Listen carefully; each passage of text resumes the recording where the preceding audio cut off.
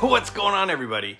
So last week I said to everybody, hey, I got a little nervous this week. I only got 5 questions for Q&A.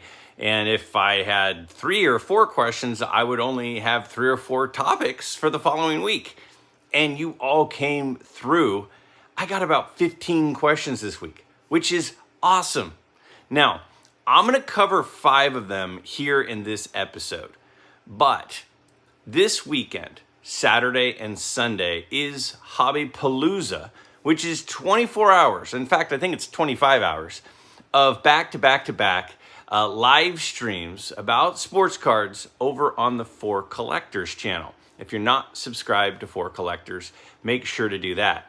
Well, on Sunday at 6 p.m. Eastern, 3 p.m. Pacific, I will be on for an hour with my friend Darren from Return to Collecting. And what we're going to be doing is a live Q&A with the chat. So what we're going to do is I'm going to take the questions that weren't used in this episode and I'm going to transfer them over to start us off on Sunday for Darren and I to kick around our thoughts on those questions. So if your question that you asked from last week for this week is not used today, check it out on For Collectors on Sunday. Again, 6 p.m. Eastern, 3 p.m. Pacific. It will be held on the For Collectors channel. Now, I need you guys to show up for me, okay? I need us to have strong representation. So if you all could mark your calendars, put a reminder in your phone, go to the For Collectors channel and set your alert for when it starts, that would be great. Because what Darren and I don't want to do is we don't want our hour to not be watched. We need to have a lot of people in the chat to make it fun. And we need to show For Collectors, you have to have us back every single year for Hobby Palooza. So please, 6 p.m. Eastern, 3 p.m. Pacific, this Sunday, plan on coming over to For Collectors and checking out our episode. Again, 5 questions today. The rest will start us off on Sunday. Now, the other thing I want to do is I got a cool gift. My guy Davey sent me a few cards. We got this cool Clemens card. Look at him celebrating there. And he also sent me this nice Nettles and another Nettles. I love the Nettles cards, especially when he's in that Yankee uniform. Those are the best. So thank you for those, Davey. So as far as this week's questions, again, I had a lot to choose from, and there were some great questions as usual and fun topics. Now, remember, if you are new or you've not asked a question in the past, please make sure down below in the comments to simply ask your question. So that's the way you submit a question for the following week. Now, if nobody asks a question this week, I do have lots of questions from last week, but remember, we're using them all. We're using them, 5 today and then 10 on Sunday. So I have a clean slate. I have nothing to pull from. So I really need at least 5 questions for next week's episode. So again, down below in the comments, simply type out your question. Now, let's go ahead and head into our first question for this week right now. Great Robinson pickup and loved the story. With the National coming up, what's your approach to other local card shows prior? With 3 upcoming NorCal shows, all of which carry a fair amount of vintage before the National, does the impending National affect what you're looking for and purchasing at these shows? All right, this is a really good question. I think a lot of people go through this kind of dilemma on what do we do if we're going to the National or with the National coming up. Now, remember, the National is something like the 24th or 5th of July to the 29th, something like that, in Cleveland this year. I will be attending. I will be sharing with you all my schedule of where I'll be each night here pretty soon. I will be at the show on Wednesday, Thursday, and Friday. I come home on Saturday, but I do have something planned for each of the 3 nights, especially Thursday and Friday. So I will be sharing what those things are in case any of you would like to attend as well. Now, regarding this question, It's a great question. I can tell you this. I bought a card today. I bought a card on eBay this morning. So as far as just saving all of my budget for the National, I don't think that's something that I'm quite capable of. We are about 5 weeks or so from the National, so it is rapidly approaching. But there are some big card shows coming up in Northern California. Now, the beauty of Northern California card shows is most of them definitely have a strong flair for vintage cards. There are a lot of vintage cards at Northern California shows. Now, one of the shows that's coming up is in a week and a half, and that is the Fairfield Card Show. The Fairfield Card Show, I'll put the information on the screen here, is a Friday night and then Saturday and Sunday show, and I will be there on Saturday and Sunday. In fact, my dad is setting up a table, and I'll probably have a case of stuff there as well. So if you are planning on attending or thinking about attending, look for me there. We will have a table at the show with some stuff for sale and also to hang out and say hello. So I'm certainly going to have my eyes peeled at that show. If there's something that comes up, I will absolutely not hesitate to buy it. There's also a show coming up here in early July, the Sacramento Card Show at the Wyndham Hotel. I'll be attending that as well. We won't be setting up at that one, but I will be attending. And there's always a lot of great vintage stuff there. I believe my buddy Mitch from Southern California will be there. He's always got great cards. There's a lot of great vintage dealers that go to that show. So to answer the question, I guess this is kind of my philosophy. I have a budget and I have an amount of money that I've been kind of trying to sell some things and, accumulate some money for collecting cards. And presumably a lot of that budget will be going with me to the National.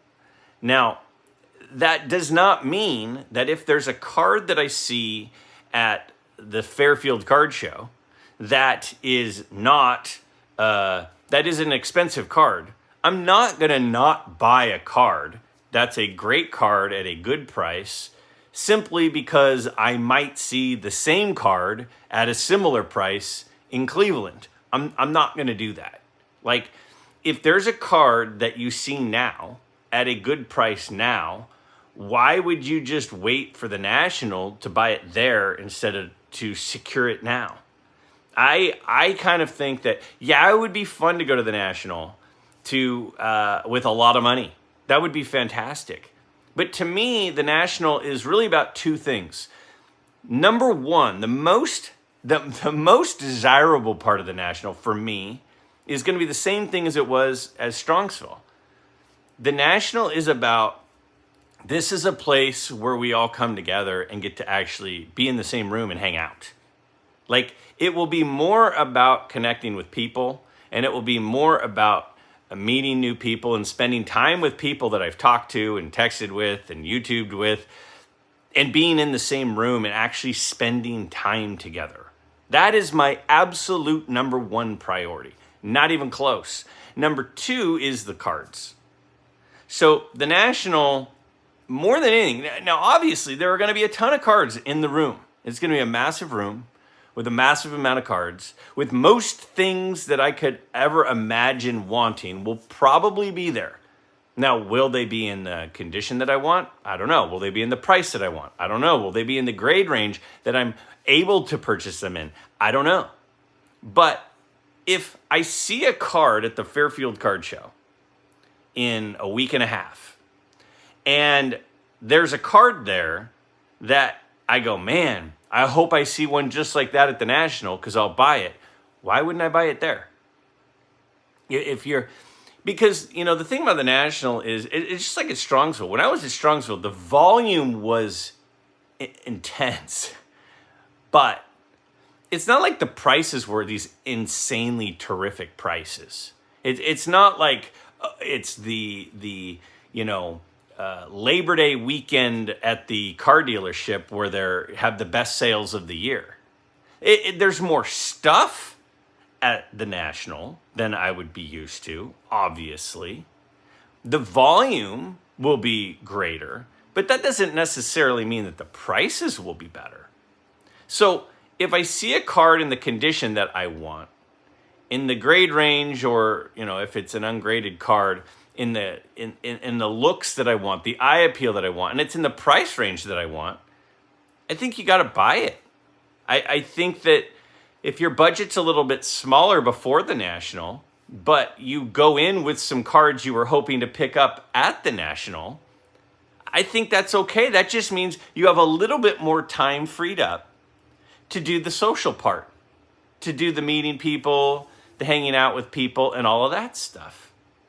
So for me personally, if I saw a card in Fairfield or at the Wyndham show that was a card I really, really loved and I felt was an amazing deal, I would buy it even though I'm about to fly across the country in a little over a month to go to a card show.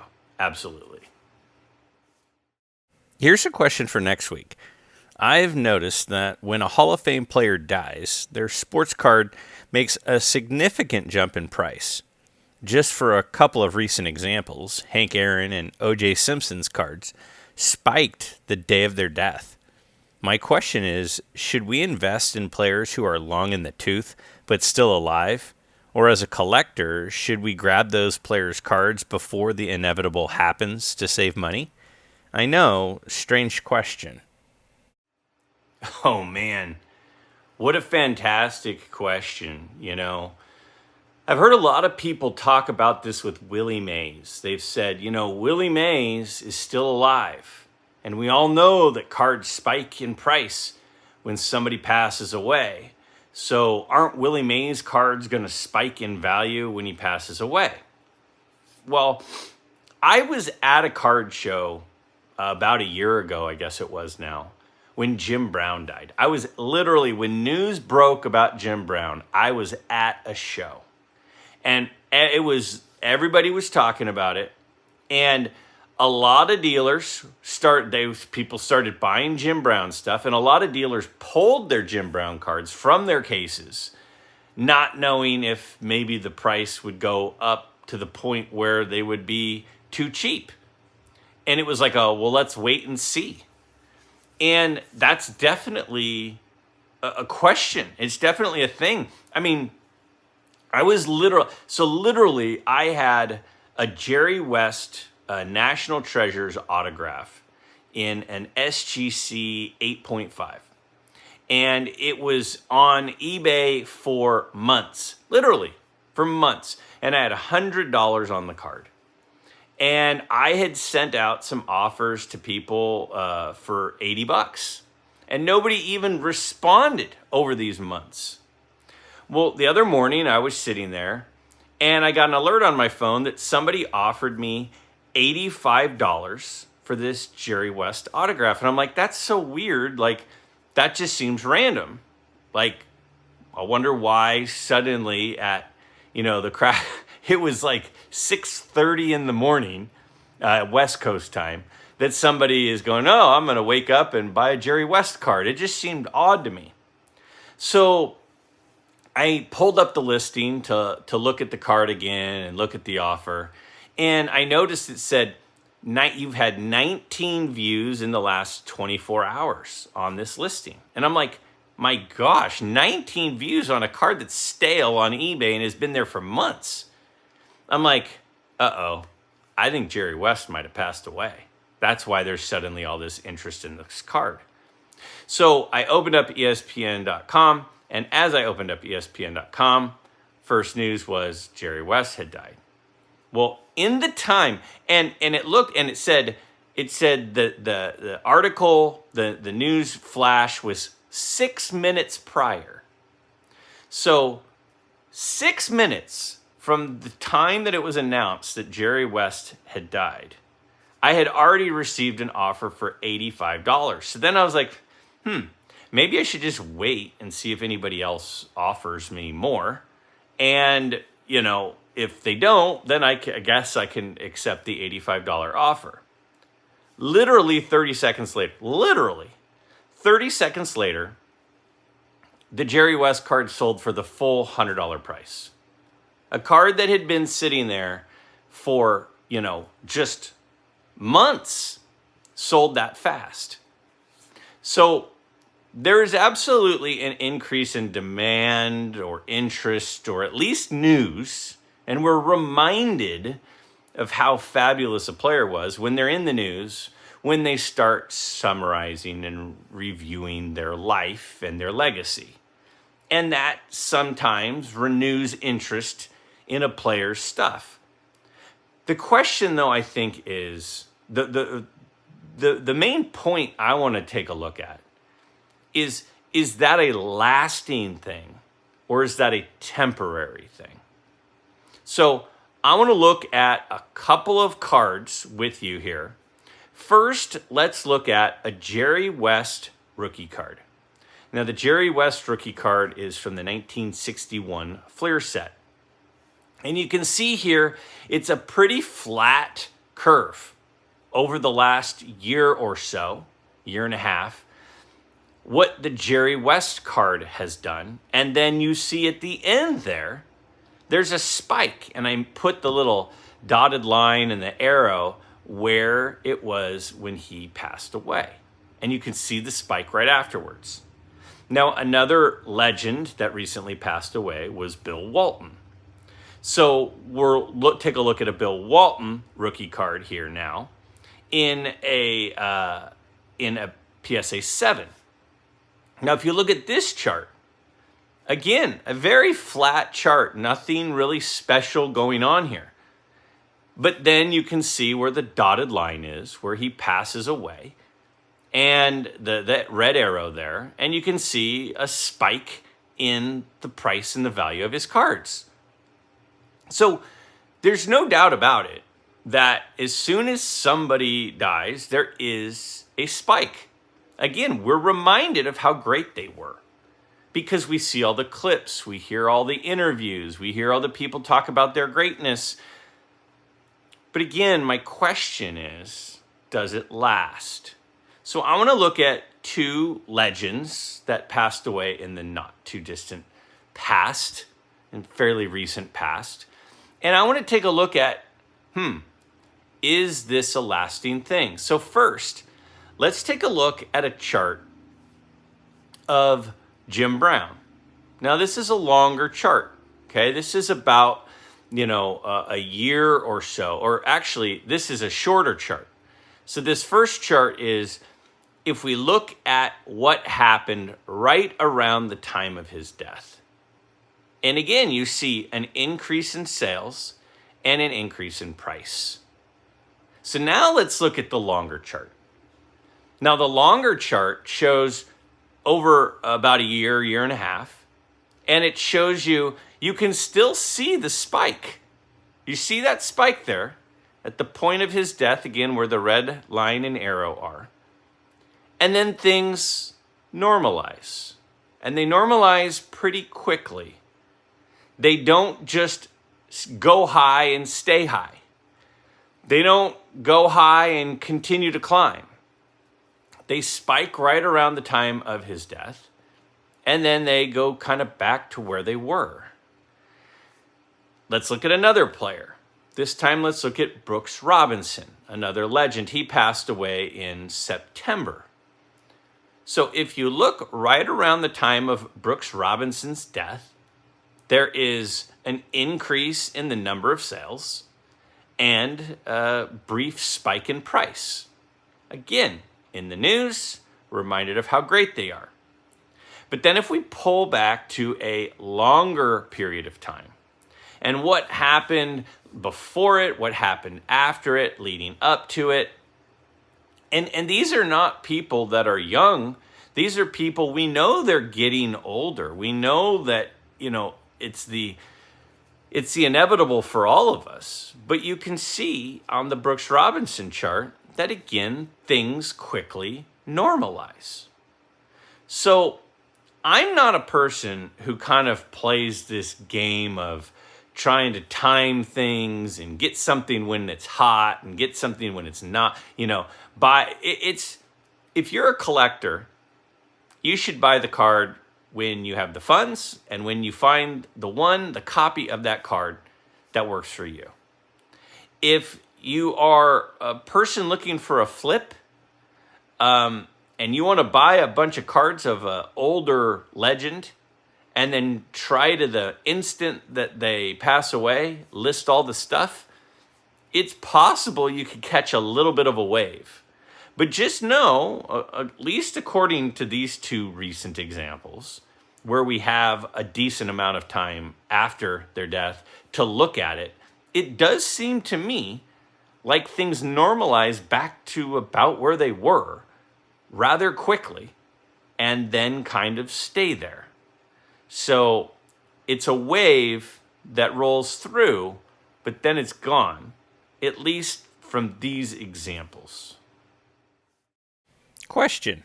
The 1952 Topps mantle. Folks say it's plentiful, but I disagree. Yes, at the National you may see 30 for sale, and same 30 listed on eBay and MySlabs for high numbers. My question is, if you look at the pop count, don't you think there's a high probability that at least half, or 40 to 50%, are likely regrades or crack and resubmits? I think given it's arguably the most iconic card in the hobby, and also one of the most expensive, it's very likely this has occurred over the years. Never mind those that are crossed between grading companies like SGC and PSA. I think it's more rare than people think, and of course, everyone wants one. Secondly, do you think now that PSA and SGC are under the same parent company, they will now remove certifications as people cross over their graded cards from SGC to PSA and vice versa? Would be a cool way for them to have better pop control. Interested in your thoughts. Love the content. All right.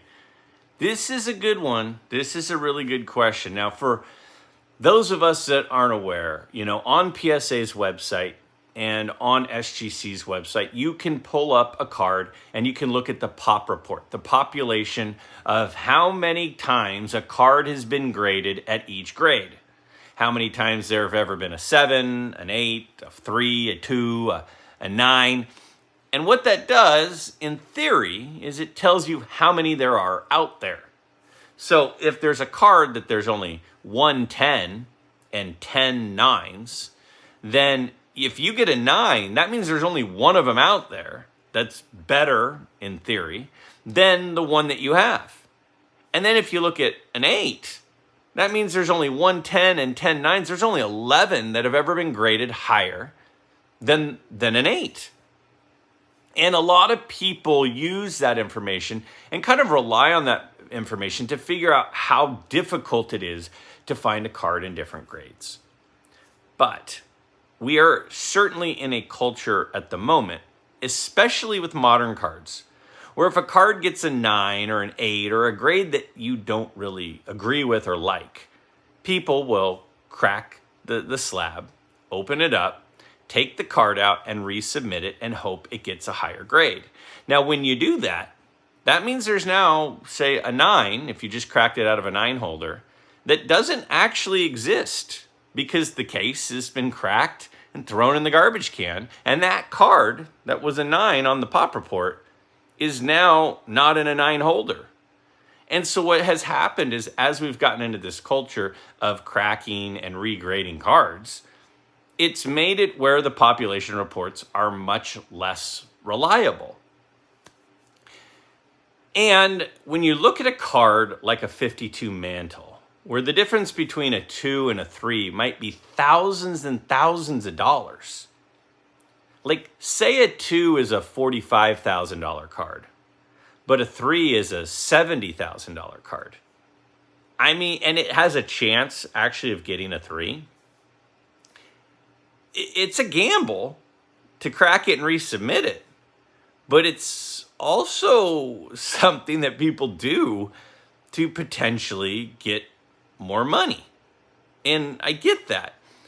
Now, so to answer your question, yes, I think that it's very, very possible, especially when we're talking about very expensive cards, where there's dramatic changes in values from one grade to the next. I think it is very possible that the pop reports are very, very inaccurate and bloated. I think there's probably a lot of cards that have been graded for a 52 mantle and a 3 that aren't actually there. Like if the pop report said, I don't know, there's 700 threes, I bet there's probably more like, I don't know, 450 threes. Because a lot of those they've cracked and tried to resubmit. Now, do I know that? No. Is that anecdotal? Yes. Do I know people that have cracked cards and resubmitted? Absolutely. But to me, the main point from this question, the main thing to talk about is not, is the pop count accurate for the mantle? The most interesting aspect of this question to me is, why are we so dependent on the number that a grading company assigns that it would potentially be worth thousands of dollars more? We're talking about the same card. So let's say I have that 52 mantle and a 2, and it's worth $45,000. And I crack it and I resubmit it, and it gets the 3. It's the same exact card in the same exact holder. The only thing that's different is instead of it saying a 2 at the top right corner, it says a 3. And now, potentially, it's worth $20,000 more for the exact same card. Does that happen? It happens every day. It happens all the time. Now, I've been watching this for a while and talking about this for a while. And, a lot of people say buy the card, not the grade, and buy the eye appeal, and that card's undergraded, so I'm going to pay more than the comp. I actually am literally working on a video right now because I've kind of been noticing a few things happening in exactly this topic and exactly looking at comps. And it will come out in the next week or two. And I think that I don't want to influence people on anything. I don't want to change anybody's mind on anything. Like, that's not really my goal. But if I were to change anybody's mind on anything, the one thing I would encourage people to do is stop looking at the grade. Stop looking at the grade as being as important in the equation as it seems like it is for a lot of us. The fact that a card could be in a 2 holder and then be cracked and put into a 3 holder and be worth $20,000 more for the exact same card is kind of insane. That's not kind of insane. That's completely insane. And it's even especially crazy when a lot of people feel like the grading standards have gotten more difficult. So if they've gotten more difficult, a card that maybe would have gotten a 3 is now getting a 2. Means you can buy a card in a 2 holder. And that's the quality of a 3.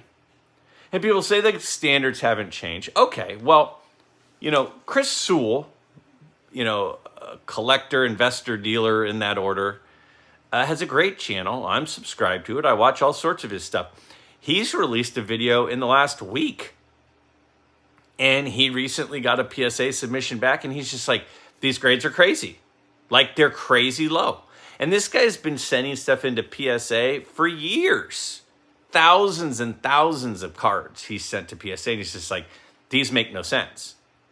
That's Chris Sewell. That's not me. That's a guy who has sent in volumes of cards. So, yes, I think pop reports are a guide. I think pop reports are highly inaccurate, but they do provide some information. And I also think that we absolutely rely way too much, not just on the pop report, but we also rely way too much on the number that was assigned at the top of the card from the grading company. And we really need to get back to our eyes. Back in the day, like when I was collecting in the 80s and there weren't grading companies and you just used your eyes to determine what a card was worth. I think we're starting to swing. I think the pendulum is starting to swing back. I think. And I think we're getting closer to trusting our eyes instead of the grade again. It's a slow process. It's like a barge trying to make, a U-turn in the middle of the Nile River. It's not going to be quick. It's a slow change, but I think it's starting to turn some. And again, I'm going to talk about that in a video very soon. Here's a question. Just finished watching King of Collectibles on Netflix, and a random statement made by Ken Golden at the 9-minute mark of the last episode really caught my attention.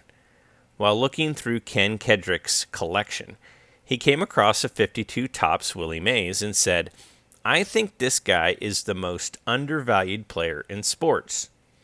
When millions of people are tuning in and watching an obscene amount of money being thrown around on sports cards, and the King of Collectibles makes a statement like that, do you think a random statement like that on a Netflix show could actually make Willie Mays cards prices spike?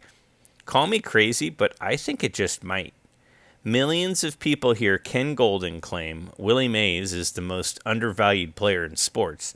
Makes me think millions of people might just consider investing in Willie Mays cards. My second thought was, let me ask Greg for his next Q&A.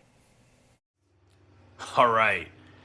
So, if you're not aware, Netflix has a show called, I guess it's called King of Collectibles. It's basically Ken Golden. Ken Golden has been around for many, many years and has an auction house and has been doing auction house stuff for a long, long time. A lot of it is memorabilia. Obviously, cards are part of it. A lot of his high-end auctions are, like game-used bats and jerseys and things like that. Now, I have not watched season 1 or 2. That's not really my thing. I don't think it's. I might enjoy it. I don't watch a ton of TV, and I just haven't watched it. So I can't really comment on the episode in question, the comment that he made, or the context of it. I know that Ken Golden is a very polarizing person. But let's face it, pretty much every well-known person, every celebrity, we'll call them, is polarizing. Like, there aren't a lot of celebrities that everybody agrees is good or bad. And so a lot of people like Ken Golden, a lot of people don't like Ken Golden, and I have no doubt that there are a lot of each that are watching this. I don't really have a strong opinion on Ken Golden because I don't really pay much attention to what Ken Golden is doing just because it doesn't really align with what I do. I will say this. Whenever there's a big name in the hobby, Mr. Mint, for example, Al Rosen, Marshall Fogel, big-time collector, Ken Golden, big-time auction house. They all of those guys, whether you like them or not, do provide some good for the hobby. Now think about this for a second. And I know people are already throwing rotten tomatoes at me. Greg, Ken Golden has done this and he's done this and he said this and he thinks this. Just hear me out for a second. I have a lot of friends that are not collectors of cards or memorabilia that have watched Ken Golden's show on Netflix. As a result of watching it, they are much more aware of the industry. They are much more aware of cards and the values that they can reach and the process and how it all works. Just like Mr. Mint, some people hated Mr. Mint. Some people really liked Mr. Mint. The thing that Mr. Mint did was, because he was a marketer, he created awareness for things. And if you're in the hobby, creating exposure for the hobby, in a lot of cases, is a good thing. Now, some people would say, oh, but bad press is better than no press. And some people would say, well, bad press is better than, I don't know. I think that more people are exposed to the industry as a result of Ken Golden and his marketing machine. Now, does that mean Ken Golden is a net good for the hobby? I don't know. I don't know. I've bought a couple of things on Golden Auctions. I received them. I was happy with them. It went well for me. I've never met Ken Golden. I've never spoken with Ken Golden. I know he's polarizing. But he has done some good for the industry. Has he done some bad for the industry? It sounds like it. It sounds like it from the opinions that a lot of people that I respect have shared. But I personally don't think I have enough exposure to him to be aware of much of that. So I do it's the same thing with Jeff Wilson, right? Sports card investor. Some people are just 100% he's bad. And some people think he's great. I do appreciate, at the very least, the positive, which is the exposure that these two guys have created for cards. Does that mean I want to do business with them? Not necessarily. Does that mean that I trust them? Not necessarily. Have I heard negative stories? Absolutely. I've heard negative stories about each of them. But again, for me, I try to judge a person based on my interaction with them. I've not had some of those negative interactions, but I know that they exist, and where there's smoke, there's usually fire. So I can tell you from my perspective, I certainly am a little apprehensive, at the very least, because of sort of the notorious nature of the things that other people seem to have experienced. But I do think we also owe the credit of the exposure for the industry that has helped the industry potentially grow. And I haven't even answered the question. I just went on that whole rampage and I didn't even answer the question. What was the question? The question was, is there going to be a spike in the Willie Mays market because Ken Golden said he thought Willie Mays was the most undervalued player in the industry? I do think that because of the reach of that show, because of the status that Ken Golden has for a lot of people, and because of the two things that affect price is supply and demand. And the supply on Willie Mays stuff is kind of fixed.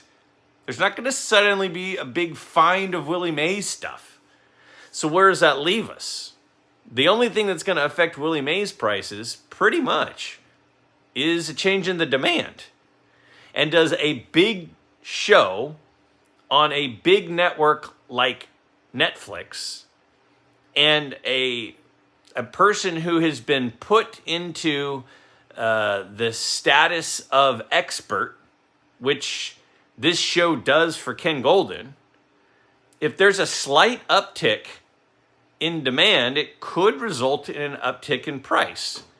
I also think, though, that the Willie Mays market is so big, it's so big, that it would take more than a small uptick in demand to result in a noticeable uptick in price. So is it possible that prices would bump a little? Maybe. But I don't know if that's enough to really make a noticeable impact. But it is possible. Question for next week. You're browsing a show or eBay and you come across a card that you already own or are not especially looking for. but this card you stumbled upon is an incredible bargain. Do you let someone else have the bargain, or do you snap it up with an idea of selling or trading it? My response: that's a good question. How big of a bargain are we talking? Is this a $500 card that's being sold for $300, something like that? The response: yeah, that sounds about right for this hypothetical. A lot less than you paid for your copy. Now, something that I've never considered in my life, and I don't know what this says about me, but like literally, I don't know what this says about me. I've never thought, oh man, that's a really good deal. Well, I should leave that really good deal for someone else. Now, maybe that makes me selfish. Maybe that makes me self-centered. But I'd never really thought about it. I mean, my budget is a pretty small budget compared to a lot of people. And some people go, Greg, your budget's huge. I think it's all relative. I probably think in the, whole budget for the average card collector, I think I'm probably closer to the lower end than the higher end, but I don't know. I've always tried to have as many opportunities as possible to help the hobby pay for my hobby. If there's a way that I can get something and there's a little bit of meat on the bone, and I can extract a little bit of meat off the bone to help my hobby budget to thrive, I have always tended to try to do that. I grew up in a very, middle class home. There was not a lot of, extras going around. And so I've always been tried to be very disciplined with my money, disciplined with my saving. And so if I have an opportunity to get a card that has a little bit of meat on the bone that I could then use to put into my hobby budget, in most cases, I've tried to take advantage of that. There have been a lot of times I've bought cards to sell cards to make a little bit. So if I'm being honest with you, yeah, I think I would buy the card at a deal, try to sell it, and try to add some of that money to my budget.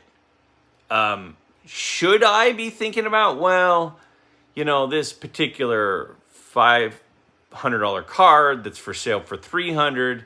What if there's somebody who comes along who needs that card and wants that card, and this is going to fall in their lap and they're going to get a great deal and they're going to be thrilled? Should I be thinking that? I guess maybe, but I had never thought, that had never crossed my mind before I read this question. I like the thoughtfulness. I try to be generous. I try to be kind. I try to be thoughtful of others. I try to donate to groups and causes and things. But with this example, I think I'm going to buy the card. I'm going to try to sell the card. I think I'm going to try to take that extra money, and I think I'm going to try to take it to the National. If you have a question for an upcoming episode, please do not hesitate to ask it in the comments below. Remember, the extra questions from last week will be the questions that Darren and I will start off with on Sunday's Hobby Palooza episode at 6 p.m. Eastern, 3 p.m. Pacific. And I need some questions now for next week's episode for our Q&A. I love these episodes. I love getting your questions, so don't hesitate to ask.